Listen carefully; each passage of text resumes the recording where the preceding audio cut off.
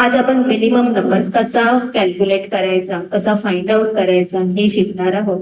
त्यासाठी मिनिमम हा एक फॉर्म्युला आपण वापरणार आहोत. ऑफिसमध्ये आपल्याला समजा खूप मोठा डेटा दिलेला असेल, 100 रोजचा हा डेटा दिला असेल प्रॉफिटचा, त्याच्यामध्ये तुम्हाला मिनिमम नंबर फाइंड आउट करायला सांगितला. मिनिमम प्रॉफिट कोणत्या वर्षी झालं हे तुम्हाला फाइंड आउट करायचं आहे. तर त्यासाठी तुम्ही एक एक रोज सिलेक्ट नाही करत असतात, तर तिथे आपल्याला मिनिमम हा एक फॉर्म्युला वापरायचा आहे. तर काय आहे मिनिमम फॉर्म्युला आणि मिनिमम फॉर्म्युल्याचा उपयोग कुठे कुठे? मिनिमम फॉर्म्युला म्हणजे आपल्याला जो डेटा दिला असतो त्यामधील मिनिमम म्हणजे कमीत कमी व्हॅल्यू फाइंड आउट करायची असते. मिनिमम डेटा हा जास्तीत जास्त ठिकाणी प्रॉफिट कॅल्क्युलेट प्रॉफिट मध्ये वापरला जातो. म्हणजे प्रॉफिट कोणत्या वर्षी मिनिमम झालेला आहे, ते का झालेलं आहे याचं अनालिसिस करण्यासाठी वापरतात.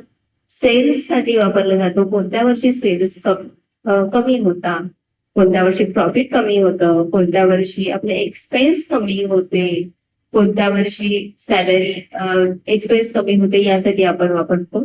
तसेच सॅलरीच्या डेटामध्ये हा वापरला जातो. सॅलरी कोणत्या माणसाला सर्वात कमी आहे. आणि मॅक्झिमम हा एक मी असाच ह्याचा एक व्हिडिओ बनवला आहे.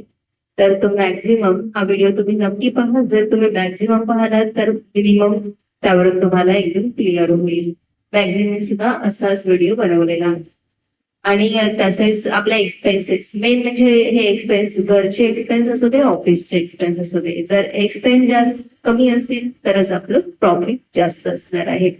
तर ह्या एक्सपेन्सवर कंट्रोल ठेवण्यासाठी एक्सपेन्स कुठे कमी झालेत किंवा कुठे जास्त झालेत हे करण्यासाठी आपण मॅक्झिमम आणि मिनिमम या फॉर्म्युलांचा वापर करतो. चला तर मग आपण आज मिनिमम फॉर्म्युला शिकू. तर मला हे प्रॉफिटचा हा एक डेटा दिलेला आहे, तर मी मिनिमम फॉर्म्युला डायरेक्ट इथे लिहून करून दाखवते. फर्स्ट मेथड आहे. मिनिमम साठी पहिले इज इक्वल टू MI केलेला आहे मी. नंतर मी नंबरची रेंज सिलेक्ट करते आहे. आता मी टॅब कम्प्लीट करते आहे. आता मिनिमम नंबर कोणता होता? 15,188. हे प्रॉफिट सर्वात कमी प्रॉफिट इथे झालेले आहे. ही मेथड 1 आहे. परत एकदा हीच मेथड मी रिपीट करत आहे. Is equal to minimum tap करते आहे.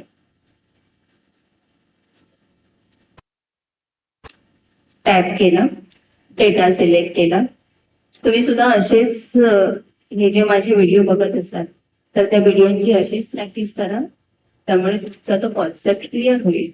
तर सेल्स 10,607 ही जी सेल्स व्हॅल्यू आहे सर्वात कमी सेल्स व्हॅल्यू आहे.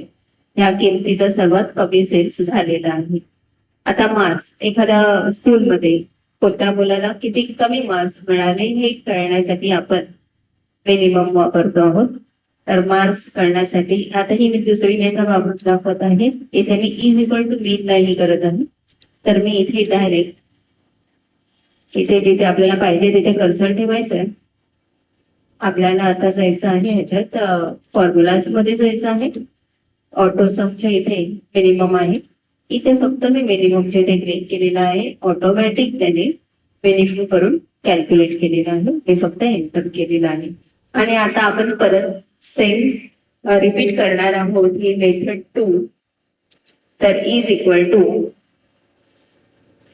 ऑटोसम मध्ये जाऊन मिनिमम इज इक्वल टू नाही लिहायचं आपल्याला, इज जिथे कर्सर पाहिजे तिथे ठेवायचं आहे. ऑटोसम मध्ये जाऊन मिनिमम करायचं आहे, एंटर करायचं आहे. आता मी परत फर्स्ट नंबर मेथड इथेच रिपीट करत आहे. Is equal to MIN data select केला, कम्प्लीट. असेच तुम्ही सुद्धा एक्सेल मध्ये प्रॅक्टिस करत राहा. जेवढे प्रॅक्टिस कराल तेवढे तुम्ही परफेक्ट व्हाल आणि तुमच्या ऑफिस मधले काम तुम्ही जास्तीत जास्त परफेक्टली करू शकाल. तुम्ही तुमच्या बॉसच्या नजरेत येऊ शकाल. तर आणि तुमचे काम जास्तीत जास्त स्पीडने कम्प्लीट होईल. तर माझा हा व्हिडिओ आवडत असेल, तुम्हाला ह्या व्हिडिओमधून काही नॉलेज मिळालं, शिकण्यासारखं मिळतं असं वाटत असेल तर जास्तीत जास्त गरजू मित्रांपर्यंत हा व्हिडिओ शेअर करा, लाईक करा, शेअर करा आणि सबस्क्राईब करा. थँक्यू.